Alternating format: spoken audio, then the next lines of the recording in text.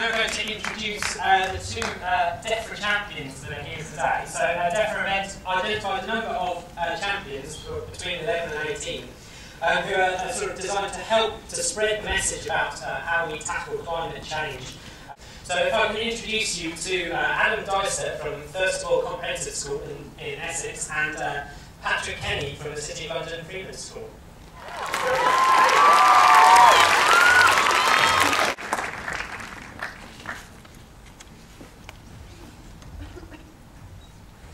Thank you. I'm Adam. I'm Patrick. Today Patrick's going to talk to you about frozen peas, bananas and a three-eyed lizard. But firstly, I'm going to talk to you about what is a climate change champion. My story, why me? Sitting in a stuffy classroom, I was pretty unaware that the next conversation I had would lead to meeting the Prime Minister and becoming a youth representative for climate change. Meeting the Prime Minister as well. It turned out that my teacher had thought it would be a good idea to put me forward for the Climate Change Champions competition.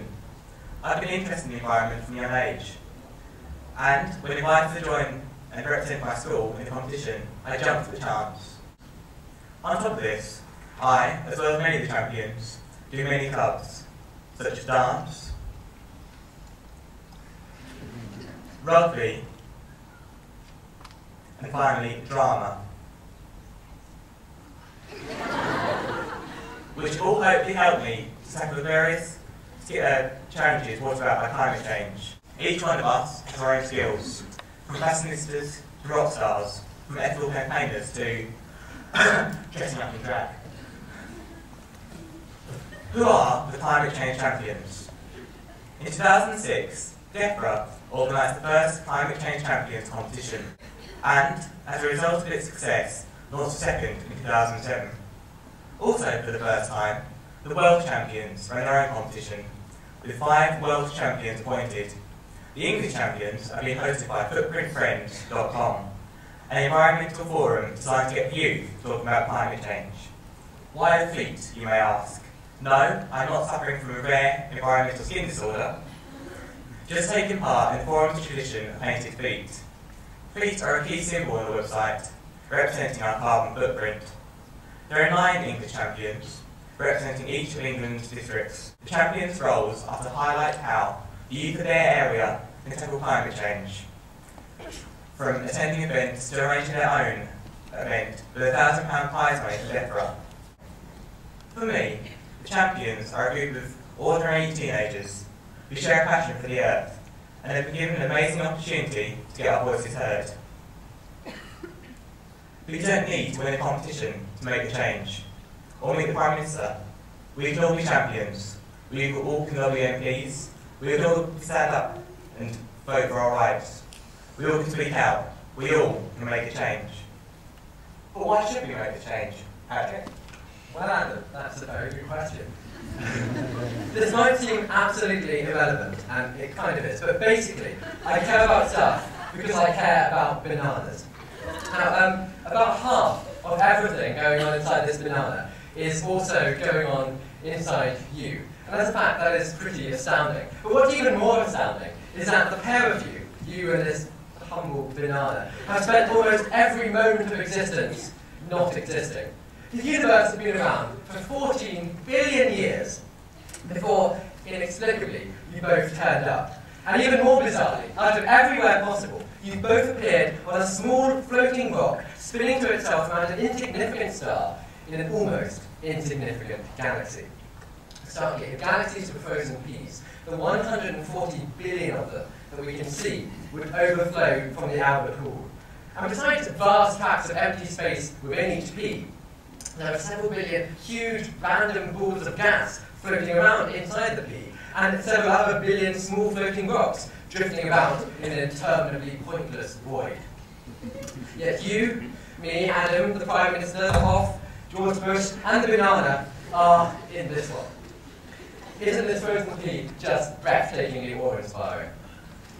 You do, however, I'm getting to the point, have one advantage over the banana, one advantage. You and Adam and George Bush are part of the one species that has actually begun to understand its rock. I mean, we are pretty lucky. But there is one fact that is tremendously unique, but perhaps not quite so great. Frankly, the only species to have started to understand this rock is also the one that seems determined to destroy it. As Bill Bryson puts it far more eloquently, we're in the strange position of being both life's best hope and its worst nightmare. And here's the point. We've now gone so far down that path that we're changing the very rock on which we stand. Earth is now very much in the human eon. So now that we're all looking at kind of bananas and frozen peas and hopefully newfound light, I thought I'd tell you a bit about why I think climate change is important to our generation, and secondly, why our generation is important to climate change. So, climate change. Two words that have become the great anaesthetic of our time. But let's bring it back to what it really means. A quarter to a half of all the species on this planet extinct. Horrific wars in some of the most shattered places on the planet, and a new level of world poverty. 200 million refugees, and agriculture failing. The inexorable collapse of global corals, the spreading of desert, the rise of hurricanes, the prevalence of drought, the loss of islands, treacherous flooding, and the destruction of the final wilderness. Tomorrow, in just a single day, 352,000 children will see the world for the first time. What right do we have to wreck their future before they're even capable of talking? Centuries of humanity's blind pursuit of self-gratification and industrial greed are now reaching a crescendo. Every single moment that we persist in burning fossil fuels is a statement that we value our own convenience over the lives of millions, across species, and even members of our own species living in abject poverty. Climate change is a very loaded two words. So, that's why it matters. But climate change is something from geography video syndrome. It's just another geography video. But it really, really, really is not. The situation is not too rosy. We're still facing skepticism. And worse, we're still facing indifference. But take a look at who we are. 1 in 5 people in this country falls into our age group. As voices of the future, we have to be voices of the present. In a world where 50,000 species slip irrevocably extinct in a single year, where a football pitch of tropical forest vanishes every 2 seconds, we need to be asking the difficult questions. From now on, if we want to think about those 352,000 tomorrow people, human actions must no longer be judged by economic sense, but by ecological sense. However, we must be doing something right. Unless we're just being really arrogant, which is a possibility, the words we use to describe our species are loaded with optimism. Humanity is also compassion. Homo sapiens, wise people. Civilized means moral. And we even come from a tradition of being good at things. Homo habilis, skillful person. Homo ergaster, working man. And my personal favourite, Homo floresiensis, hobbit. With names like these, we must have something going for us. Frankly, humans can stand up to climate change. The stakes, however, literally cannot be higher. To put that into another perspective, there's a small, unassuming, 3-eyed reptile that lives in New Zealand. It has been on this planet for almost 225 million years.